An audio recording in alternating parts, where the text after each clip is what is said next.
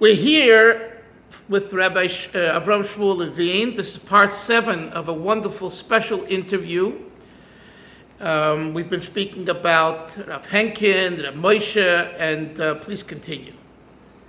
There were 2 years that I went to the Aguda convention in Atlantic City.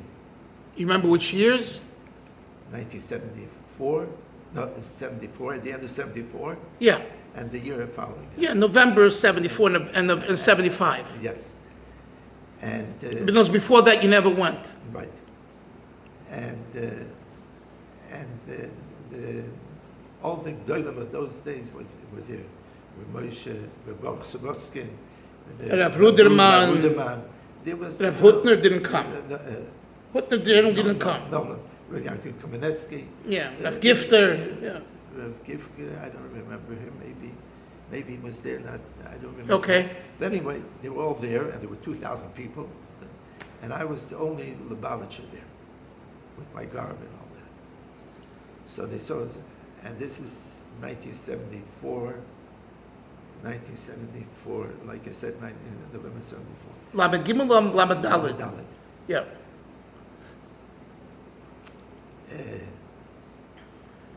Then, or maybe Lamed Hey, because December already was December. Oh, it's Lamed Hey, but it's 74 in the English, Yeah. right? Okay. Okay.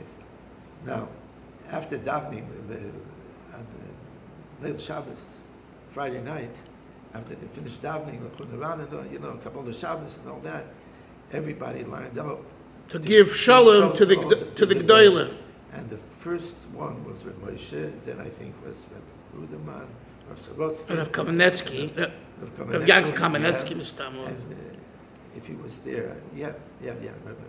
Rav Shneur Kotler was there probably too, right? Not at that time, but with Shneur, I think I told you, I don't remember if did I tell you my relationship with him? No, you'll tell me afterwards. Okay. Finish this first. Okay.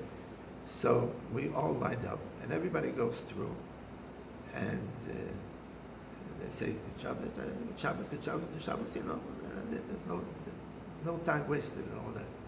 When I came, I went over to the Moshe and I said, good Shabbos. He says to me, the way you're eating, you have to eat, come to me.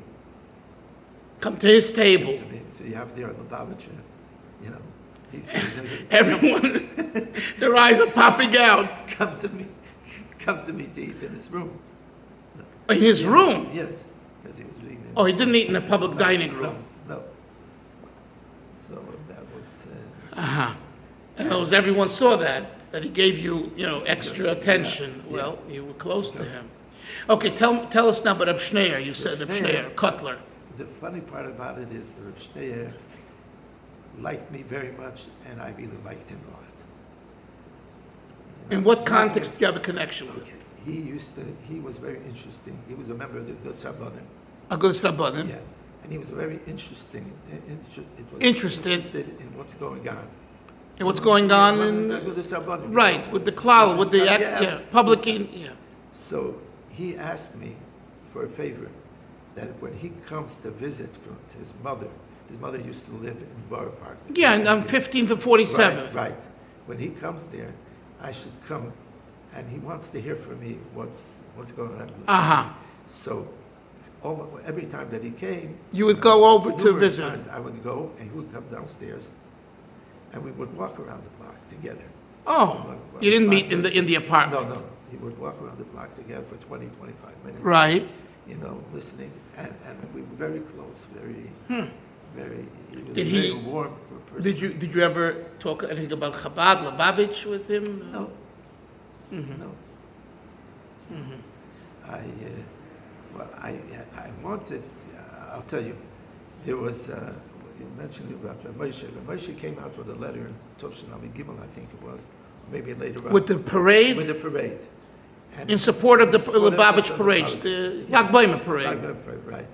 And the following day, there was a big barrage. The Rebbe got letters saying, how can you support such a thing on Sundays and all that? Culminating, Right, accusations and attacks. Now, when Rebbe gave me this letter, or signed the letter supporting the parade, I didn't want him himself, so I went to Rebbe Yeshua. Gal Yeshua also signed it. Uh-huh. And it's Hashav that I didn't have this when I didn't have this letter Yeah. with Reb Shneir. I would have asked Reb Shneir to sign it. Ah. Mm-hmm. He was a friend of He was- Lubavitch, no? He was, well, he didn't, not openly, he wasn't against like his father. Right. Put it that way. No, he's not at all. Because they say because he was raised by his grandfather, Mrs. Zalman, who used to daven in Chassidus Shtim. Oh, yeah? Yeah. So he was raised by his... Did you have any contact with Rabbi Yaakov Kamenetsky? Anything that comes to mind? No, Rav Hutner? no. No. Any other of the Rosh Hashivas Gedolim that... I think Rabbi Moshe Chavroni came once. Who? Rabbi Moshe Chavroni. He was from where? He was, I think, the son-in-law of Chevron, of Rabbi Moshe Chavroni. I think he was the son-in-law of a Sarna, I think. Oh, of Rabbi Cheskel Sarna. Yeah.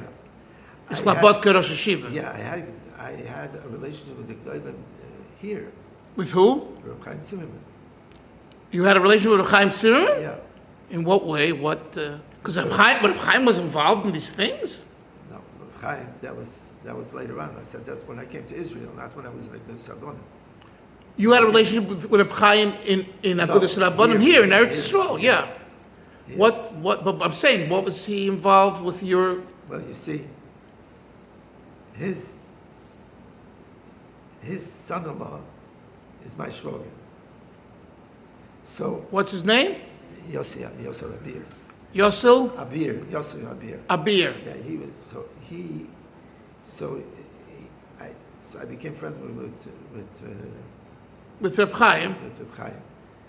He was a goyin, I heard. He was a goyin. A wilde goyin. Really good. He's related to my mother-in-law.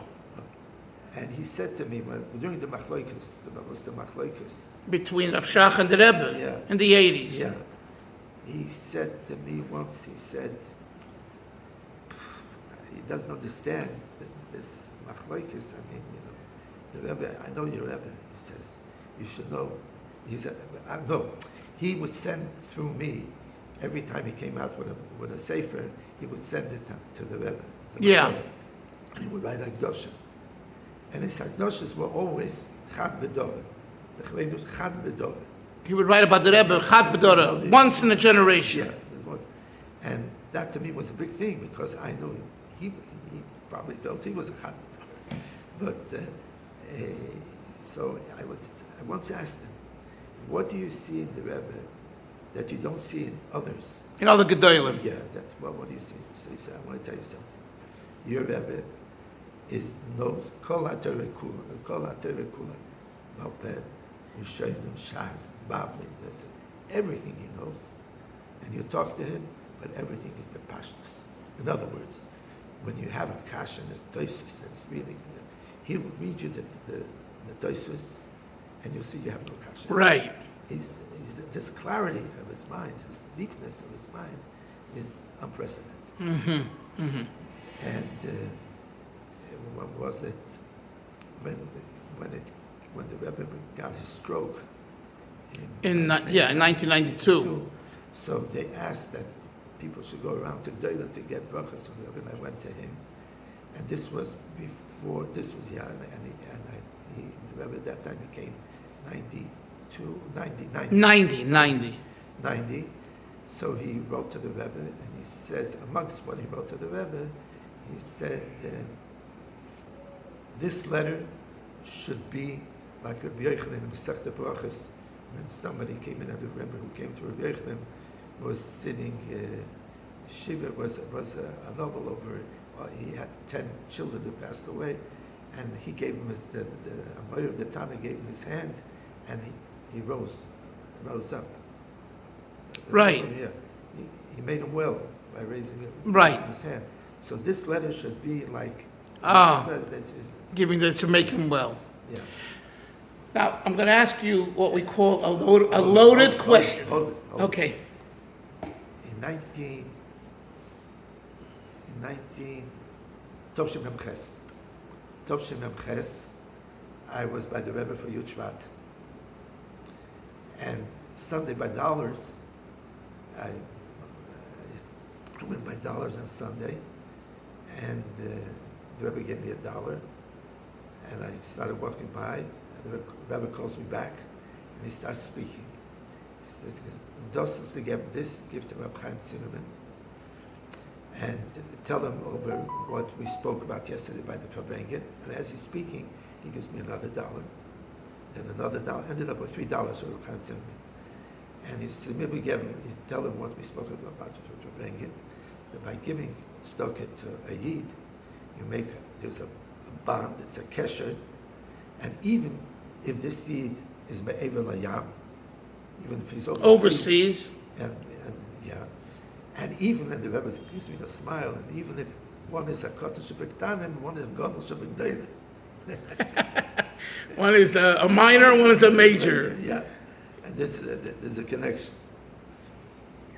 So he. So you gave him the I gave him the $3, and he looks at the $3 and he says, "What should I do with these $3?" I said, "The Rebbe said, give it to stock." He says, "Here, take it to stock." I have those $3. But he wasn't a chassid, Reb Chaim. No, Yeah. no, but he wasn't against Lubavitch. He was Right. He, You know that he used to live in Borough Park. yes, of course. Okay, now I have a question. I need you to really think about the answer before you speak. My research, I told you I wrote a book called Chabad and Ponevezh, which I have to get you, because you'll have a lot to say. But my research points to the following, that Rav Shach did not hate Lubavitch and did not hate the Rebbe. He had very strong disagreements with the Rebbe and Lubavitch in Shita. Would you say that is correct or wrong? I want to hear your opinion, because you're someone who knew these people or knew about them much more than I. I don't think that if it would be only in Shita, there would be the reaction, the way he acted would be that way. And I'll give you an example. You take a look at the machlokes between the Rambam and the Ravid. So you see there sharp words from the Ravid and the Rambam. Absolutely. But the Ravid was Klor Rambam. He knew Rambam from top to bottom. So he's able to to attack the Shita. Right. By, But Rav Shach, yeah. he didn't know the Gute Sichos. No, he didn't learn any of that. He No. didn't learn any of that. No, he didn't. Right. He didn't learn any of the No, stuff of the Rebbe. no. And he would say, Zelona Geb in your name. The Rebbe comes out with Psak. The Rebbe mentions about giving back Shach. Yeah. So the Rebbe said, brings you halachas. He gives you the Marmekaimis. Right. He said, without looking, without anything. This is against a Shita. This is against a Shita. What kind of Shita? Right. That's the way I look at it. Let me ask you another. Listen, I don't want to. No, just one other thing. It seems to me that he was most upset that the Rebbe interfered with Israeli politics and things in Eretz Yisrael. He doesn't even live here. So why wasn't Shem Zalman like that? Why all the other dead were not like that? Why? It's only Aniv Afsiyah. Why? You know that he was a Rosh Hashiva in Karlin Stolen in Europe. Well, he was so against Chassidim. Let me ask him. Okay, let's go on. But why wasn't Rabbi Moshe against? If it's negative. Okay, I hear. I think we hear your opinion, and fine.